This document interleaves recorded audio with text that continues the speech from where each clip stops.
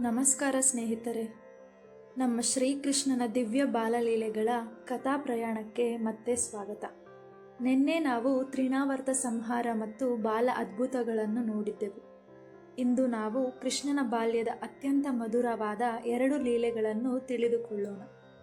ಮಖನಚೋರ ಲೀಲೆ ಮತ್ತು ದಾಮೋದರ ಲೀಲೆ. ಗೋಕುಲದಲ್ಲಿ ಕೃಷ್ಣನು ಕೇವಲ ಒಂದು ಸಾಮಾನ್ಯ ಮಗು ಅಲ್ಲ, ಅವನು ಪರಮಾತ್ಮನ ಅವತಾರ.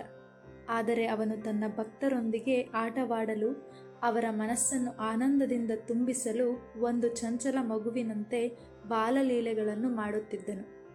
ಗೋಕುಲದ ಮನೆಗಳಲ್ಲಿ ಹಾಲು, ಮೊಸರು, ಮಖನ ತುಂಬಿರುತ್ತಿತ್ತು. ಇಲ್ಲಿ ಮಖನ ಎಂದರೆ ಬೆಣ್ಣೆ. ಆ ಗೋಪಿಯರು ಬಹಳ ಪ್ರೀತಿ ಮತ್ತು ಪರಿಶ್ರಮದಿಂದ ಬೆಣ್ಣೆಯನ್ನು ತಯಾರಿಸುತ್ತಿದ್ದರು. ಆದರೆ ಗೋಕುಲದಲ್ಲಿ ಒಂದು ದೊಡ್ಡ ಸಮಸ್ಯೆ ಇತ್ತು. ಅದು ಏನು ಗೊತ್ತಾ? ಒಬ್ಬ ಚಿಕ್ಕ ಮಗು, ನೀಲವರ್ಣದ ಸುಂದರ ಬಾಲಕ, ಕಣ್ಣಲ್ಲಿ ಮಿಂಚುವ ಚಪಲತೆ, ಮುಖದಲ್ಲಿ ಮುದ್ದಾದ ನಗು. ಅವನೇ ನಮ್ಮ ಬಾಲಕೃಷ್ಣ. ಅವನಿಗೆ ಬೆಣ್ಣೆ ತುಂಬ ಇಷ್ಟ. ಆದರೆ ಅವನು ತನ್ನ ಮನೆಯ ಬೆಣ್ಣೆಯನ್ನು ಮಾತ್ರ ತಿನ್ನುವುದಿಲ್ಲ. ಅವನು ಸ್ನೇಹಿತರ ಜೊತೆಗೂಡಿ ಗೋಪಿಯರ ಮನೆಗಳಿಗೆ ಹೋಗಿ ಮಡಕೆಗಳನ್ನು ಒಡೆದು ಬೆಣ್ಣೆ ಕದ್ದು ತಿನ್ನುತ್ತಿದ್ದನು. ಅದಕ್ಕಾಗಿಯೇ ಗೋಕುಲದ ಎಲ್ಲರೂ ಅವನನ್ನು ಪ್ರೀತಿಯಿಂದ ಮಖನಚೋರ ಕೃಷ್ಣ ಎಂದು ಕರೆಯುತ್ತಿದ್ದರು. ಆದರೆ ಈ ಲೀಲೆಯ ಹಿಂದೆ ಕೇವಲ ಒಂದು ಮಗು ಬೆಣ್ಣೆ ಕದ್ದ ಕತೆ ಮಾತ್ರ ಇಲ್ಲ. ಈ ಲೀಲೆಯ ಮೂಲಕ ಕೃಷ್ಣನು ಭಕ್ತರ ಹೃದಯವನ್ನು ಹೇಗೆ ಕದ್ದುಕೊಳ್ಳುತ್ತಾನೆ, ಭಕ್ತಿಯ ಮಹತ್ವ ಏನು ಮತ್ತು ದೇವರೊಂದಿಗೆ ಪ್ರೀತಿ ಸಂಬಂಧ ಹೇಗಿರಬೇಕು ಎಂಬ ಆಳವಾದ ಸಂದೇಶವನ್ನು ಕೊಡುತ್ತಾನೆ. ಇದನ್ನೇ ಮುಂದುವರಿಸಿ ಒಂದು ದಿನ ಒಂದು ಅದ್ಭುತ ಘಟನೆ ನಡೆಯುತ್ತದೆ. ಅದು ದಾಮೋದರ ಲೀಲೆ. ಅಲ್ಲಿ ತಾಯಿ ಯಶೋಧ ತನ್ನ ಪ್ರೀತಿಯ ಮಗನಾದ ಕೃಷ್ಣನನ್ನು ಕಟ್ಟಿಬಿಡುವ ಲೀಲೆಯನ್ನು ನಾವು ನೋಡುತ್ತೇವೆ. ಆದರೆ ಪ್ರಶ್ನೆ ಏನೆಂದರೆ, ಸಂಪೂರ್ಣ ಬ್ರಹ್ಮಾಂಡವನ್ನೇ ಒಳಗೊಂಡಿರುವ ಪರಮಾತ್ಮನನ್ನು ಒಬ್ಬ ತಾಯಿ ಹೇಗೆ ಕಟ್ಟಿಹಾಕಲು ಸಾಧ್ಯವಾಯಿತು? ಈ ಅದ್ಭುತ ಮತ್ತು ಮಧುರ ಕಥೆಯನ್ನು ಇಂದು ನಾವು ನಿಧಾನವಾಗಿ ಕೇಳೋಣ. ಹಸಿರು ಹೊಲಗಳು, ಹಸುಗಳ ಮೃದುವಾದ ಗಂಟೆಗಳ ಧ್ವನಿ, ಬೆಳಗ್ಗಿನ ಸೂರ್ಯಕಿರಣಗಳಲ್ಲಿ ಹೊಳೆಯುವ ಗ್ರಾಮ. ಆ ಗ್ರಾಮದಲ್ಲಿ ಪ್ರತಿಯೊಂದು ಮನೆಯಲ್ಲೂ ಹಾಲು, ಮೊಸರು ಮತ್ತು ಬೆಣ್ಣೆ ತುಂಬಿರುತ್ತಿತ್ತು. ಗೋಪಿಕರು ಬೆಳಗ್ಗೆ ಬೇಗ ಎದ್ದು ಹಾಲು ಕಡೆಯುತ್ತಿದ್ದರು ಮತ್ತು ಅದನ್ನು ಮತಿಸಿ ಮೃದುವಾದ ಬೆಣ್ಣೆಯನ್ನು ತಯಾರಿಸುತ್ತಿದ್ದರು. ಆ ಬೆಣ್ಣೆಯನ್ನು ಅವರು ಮಡಿಕೆಗಳಲ್ಲಿ ಹಾಕಿ ಮಕ್ಕಳು ತಿನ್ನಬಾರದೆಂದು ಮೇಲ್ಭಾಗದಲ್ಲಿ ಕಟ್ಟಿ ನೇತು ಹಾಕಿ ಇಡುತ್ತಿದ್ದರು. ಆದರೆ ಗೋಕುಲದಲ್ಲಿ ಒಂದು ಚಿಕ್ಕ ಬೆಣ್ಣೆ ಕಳ್ಳ ಇದ್ದನು. ಅವನೇ ನಮ್ಮ ಬಾಲಕೃಷ್ಣ. ಕೃಷ್ಣನು ಚಿಕ್ಕವನಾಗಿದ್ದರೂ ತುಂಬ ಚುರುಕಾಗಿದ್ದನು. ಕಣ್ಣಲ್ಲಿ ಚಪಲತೆ, ಮುಖದಲ್ಲಿ ಮುದ್ದಾದ ನಗು. ಒಂದು ದಿನ ಕೃಷ್ಣನು ತನ್ನ ಸ್ನೇಹಿತರೊಂದಿಗೆ ಒಂದು ಗೋಪಿಯ ಮನೆಯ ಮುಂದೆ ನಿಂತನು. ಅವನು ಮೇಲ್ಭಾಗದಲ್ಲಿ ನೇತು ಹಾಕಿದ ಮಡಿಕೆಯನ್ನು ನೋಡಿ ನಗುತ್ತಾ ಹೇಳಿದನು, "ಅಲ್ಲಿ ನೋಡಿ, ಎಷ್ಟು ಬೆಣ್ಣೆ ಇದೆ." ಸ್ನೇಹಿತರು ಹೇಳಿದರು, "ಕೃಷ್ಣ, ಅದು ತುಂಬ ಎತ್ತರದಲ್ಲಿ, ಹೇಗೆ ತಲುಪೋದು?" ಕೃಷ್ಣನು ಚಿಕ್ಕದಾಗಿ ನಗುತ್ತಾ ಒಂದು ಯೋಜನೆ ಮಾಡುತ್ತಾನೆ. ಮೊದಲು ಪೀಠಗಳನ್ನು ಒಂದರ ಮೇಲೊಂದು ಜೋಡಿಸುತ್ತಾನೆ. ನಂತರ ತನ್ನ ಸ್ನೇಹಿತರನ್ನು ಏರಿಸುತ್ತಾನೆ. ಕೊನೆಗೆ ತಾನೇ ಮೇಲಕ್ಕೆ ಏರಿ ಮಡಕೆಯನ್ನು ತಲುಪುತ್ತಾನೆ. ಒಂದು ಕ್ಷಣ ಟಕ್, ಮಡಕೆ ಒಡೆದು ಹೋಗುತ್ತದೆ. ಅದರೊಳಗಿನ ಮೃದುವಾದ ಬೆಣ್ಣೆ ಹೊರಗೆ ಬರುತ್ತದೆ.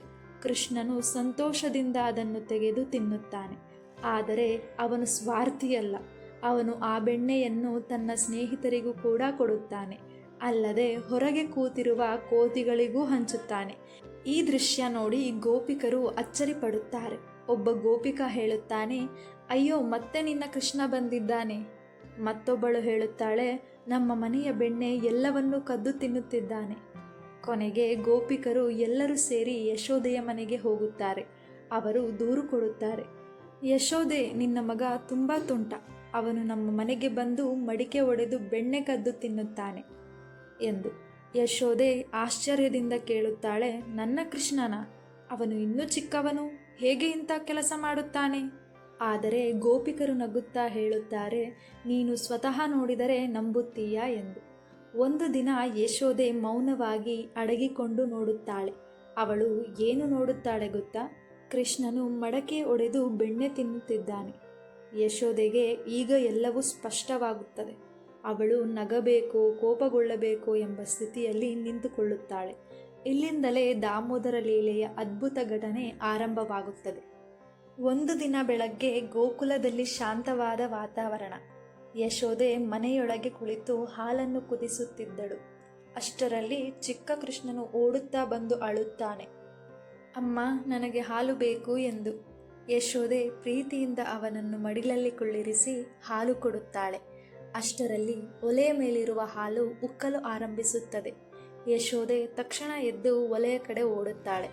ಆದರೆ ಚಿಕ್ಕ ಕೃಷ್ಣನಿಗೆ ಇದು ಇಷ್ಟವಾಗುವುದಿಲ್ಲ. ಅವನು ಕೋಪಗೊಂಡು ಹೇಳುತ್ತಾನೆ, ಅಮ್ಮ ನನಗೆ ಹಾಲು ಕೊಡದೆ ಹೋದಳು.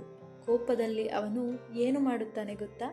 ಅವನು ಬೆಣ್ಣೆಯ ಮಡಿಕೆಯನ್ನು ಒಡೆಯುತ್ತಾನೆ. ಬೆಣ್ಣೆಯನ್ನು ನೆಲದಲ್ಲಿ ಸುರಿಸುತ್ತಾನೆ. ಮತ್ತೆ ಸ್ನೇಹಿತರೊಂದಿಗೆ ಕುಳಿತು ತಿನ್ನುತ್ತಾನೆ. ಸ್ವಲ್ಪ ಸಮಯದ ನಂತರ ಯಶೋದೆ ಹಿಂದಿರುಗುತ್ತಾಳೆ. ಅವಳು ಮನೆಗೆ ಬಂದು ಈ ದೃಶ್ಯವನ್ನು ನೋಡುತ್ತಾಳೆ. ನೆಲದಲ್ಲಿ ಬೆಣ್ಣೆ ಎಲ್ಲೆಡೆ ಹರಡಿತು. ಮಡಕೆ ಒಡೆದಿದೆ ಮತ್ತು ಮಧ್ಯದಲ್ಲಿ ಕೃಷ್ಣನು ಕುಳಿತು ಬೆಣ್ಣೆ ತಿನ್ನುತ್ತಿದ್ದಾನೆ. ಯಶೋದೆ ಕೋಪದಿಂದ ಒಂದು ಕಡ್ಡಿ ತೆಗೆದುಕೊಂಡು ಹೇಳುತ್ತಾಳೆ, ಇಂದು ನಿನ್ನು ಬಿಡುವುದಿಲ್ಲ ಎಂದು. ಕೃಷ್ಣನು ಅಚ್ಚರಿಪಟ್ಟು ಓಡಲು ಶುರು ಮಾಡುತ್ತಾನೆ. ಯಶೋದೆ ಅವನ ಹಿಂದೆ ಓಡುತ್ತಾಳೆ.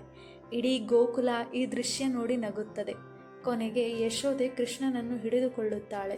ಯಶೋದೆ ಒಂದು ಕಟ್ಟಿ ತೆಗೆದುಕೊಳ್ಳುತ್ತಾಳೆ. ಕೃಷ್ಣನನ್ನು ಒಂದು ಒಲೆಗೆ ಕಟ್ಟಿಬಿಡಲು ಯತ್ನಿಸುತ್ತಾಳೆ. ಆದರೆ ವಿಚಿತ್ರವೇನೆಂದರೆ ಪ್ರತಿ ಬಾರಿ ಕಟ್ಟಿ 2 ಬೆರಳಷ್ಟು ಕಡಿಮೆ ಬರುತ್ತದೆ. ಯಶೋದೆ ಇನ್ನೊಂದು ಕಟ್ಟಿ ತರಿಸುತ್ತಾಳೆ. ಮತ್ತೆ ಕಟ್ಟಿ ಪ್ರಯತ್ನಿಸುತ್ತಾಳೆ. ಆದರೂ ಮತ್ತೆ 2 ಬೆರಳು ಕಡಿಮೆ. ಹೀಗೆ ಅನೇಕ ಬಾರಿ ಪ್ರಯತ್ನಿಸುತ್ತಾಳೆ. ಕೊನೆಗೆ ಯಶೋದೆಯ ಶ್ರಮ ಮತ್ತು ಪ್ರೀತಿ ನೋಡಿ ಕೃಷ್ಣನು ಸ್ವತಃ ಅನುಮತಿಸುತ್ತಾನೆ. ಆಗ ಮಾತ್ರ ಕಟ್ಟಿ ಸರಿಯಾಗಿ ಹೊಂದುತ್ತದೆ. ಆ ದಿನದಿಂದ ಕೃಷ್ಣನಿಗೆ ಒಂದು ಹೊಸ ಹೆಸರು ಸಿಕ್ಕಿತು. ಅದುವೇ ದಾಮೋದರ. ದಾಮೋದರ ಎಂದರೆ ದಾಮ ಎಂದರೆ ಕಟ್ಟಿ, ಉದರ ಎಂದರೆ ಹೊಟ್ಟೆ, ಅಂದರೆ ಹೊಟ್ಟೆಗೆ ಕಟ್ಟಿ ಬಿದ್ದವನು ಎಂದರ್ಥ. ಇಲ್ಲಿಂದ ನಾವು ಯಮಲಾರ್ಜುನ ಮರಗಳ ಘಟನೆ ನೋಡೋಣ. ಕೃಷ್ಣನು ಉಕಲಕ್ಕೆ ಕಟ್ಟಲ್ಪಟ್ಟಿದರೂ ಕೂಡ ಶಾಂತವಾಗಿ ಕುಳಿತುಕೊಳ್ಳುವುದಿಲ್ಲ. ಅವನು ಅದನ್ನು ಎಳೆದುಕೊಂಡು ಹೊರಗೆ ಹೋಗುತ್ತಾನೆ. ಅಲ್ಲಿ 2 ದೊಡ್ಡ ಮರಗಳಿವೆ. ಅವುಗಳ ಮಧ್ಯೆ ಹೋಗುವಾಗ ಉಕಲ ಸಿಲುಕುತ್ತದೆ. ಕೃಷ್ಣನು ಜೋರಾಗಿ ಎಳೆಯುತ್ತಾನೆ. ಎಳೆದ ರಭಸಕ್ಕೆ ದಡಕ್ಕೆಂದು 2 ಮರಗಳು ನೆಲಕ್ಕೆ ಬಿದ್ದು ಹೋಗುತ್ತವೆ. ಆ ಮರಗಳಿಂದ 2 ಪ್ರಕಾಶಮಾನ ದೇವಪುತ್ರರು ಹೊರಬರುತ್ತಾರೆ. ಅವರು ಹಿಂದಿನ ಜನ್ಮದಲ್ಲಿ ಶಾಪ ಪಡೆದವರು. ಕೃಷ್ಣನ ಸ್ಪರ್ಶದಿಂದ ಅವರು ಶಾಪದಿಂದ ಮುಕ್ತರಾಗುತ್ತಾರೆ. ಈ ಘಟನೆಯನ್ನು ಶ್ರೀಮದ್ ಭಾಗವತ ಪುರಾಣದಲ್ಲಿ ವಿವರವಾಗಿ ಹೇಳಲಾಗಿದೆ. ಇವತ್ತಿನ ಈ ಕಥೆಯಲ್ಲಿ ಆಧ್ಯಾತ್ಮಿಕ ಅರ್ಥವಿದೆ. ಈ ಲೀಲೆಯಲ್ಲಿ ತುಂಬ ಆಳವಾದ ಸಂದೇಶವಿದೆ. ಬೆಣ್ಣೆ ಎಂದರೆ ಏನು? ಬೆಣ್ಣೆ ಹೃದಯದ ಶುದ್ಧತೆಯನ್ನು ಸೂಚಿಸುತ್ತದೆ. ಹಾಲನ್ನು ಮತಿಸಿದಾಗ ಮಾತ್ರ ಬೆಣ್ಣೆ ಸಿಗುತ್ತದೆ. ಹಾಗೆಯೇ ಭಕ್ತಿಯ ಮೂಲಕ ಹೃದಯ ಶುದ್ಧವಾದಾಗ ಕೃಷ್ಣನು ಅದನ್ನು ಕದ್ದು ತೆಗೆದುಕೊಳ್ಳುತ್ತಾನೆ. 2 ಬೆರಳು ಕಡಿಮೆ ಎಂದರೇನು? ಇದು ಒಂದು ಮಹಾನ್ ಸಂದೇಶ. ಭಕ್ತನ ಪ್ರಯತ್ನ, ದೇವರ ಕೃಪೆ, ಈ 2 ಸೇರಿದಾಗ ಮಾತ್ರ ಭಗವಂತನ ಅನುಭವ ಸಾಧ್ಯ. ಪ್ರಿಯ ಸ್ನೇಹಿತರೆ, ಜಗತ್ತನ್ನೇ ನಿಯಂತ್ರಿಸುವ ಪರಮಾತ್ಮನನ್ನು ಒಬ್ಬ ತಾಯಿ ತನ್ನ ಪ್ರೀತಿಯಿಂದ ಕಟ್ಟಿದಳು. ಇದಕ್ಕಿಂತ ಮಧುರವಾದ ಲೀಲೆ ಏನು ಇರಬಹುದು? ಕೃಷ್ಣನು ಪರಮಾತ್ಮ, ಆದರೆ ಭಕ್ತನ ಪ್ರೀತಿಗೆ ಸದಾ ವಶನಾಗುವವನು. ಇದಕ್ಕಾಗಿಯೇ ಗೋಕುಲದ ಜನರು ಅವನನ್ನು ದೇವರಂತೆ ಮಾತ್ರ ಅಲ್ಲ, ತಮ್ಮ ಮನೆಯ ಮಗುವಿನಂತೆ ಪ್ರೀತಿಸುತ್ತಿದ್ದರು. ಇಲ್ಲಿಗೆ ಇವತ್ತಿನ ಕತೆ ಮುಗಿಯಿತು. ಮುಂದಿನ ಭಾಗದಲ್ಲಿ ನಾವು ವತ್ಸಾಸುರ ಮತ್ತು ಬಕಾಸುರ ಕಥೆಯನ್ನು ನೋಡೋಣ. ಧನ್ಯವಾದಗಳು ಸ್ನೇಹಿತರೆ. ಇವತ್ತಿನ ವಿಡಿಯೋ ನಿಮಗೆ ಇಷ್ಟವಾಗಿದ್ದಲ್ಲಿ ಲೈಕ್, ಶೇರ್ ಹಾಗೂ ಸಬ್ಸ್ಕ್ರೈಬ್ ಮಾಡಿ ಮುಂದಿನ ಕಥೆಗಾಗಿ ನಿರೀಕ್ಷಿಸಿ.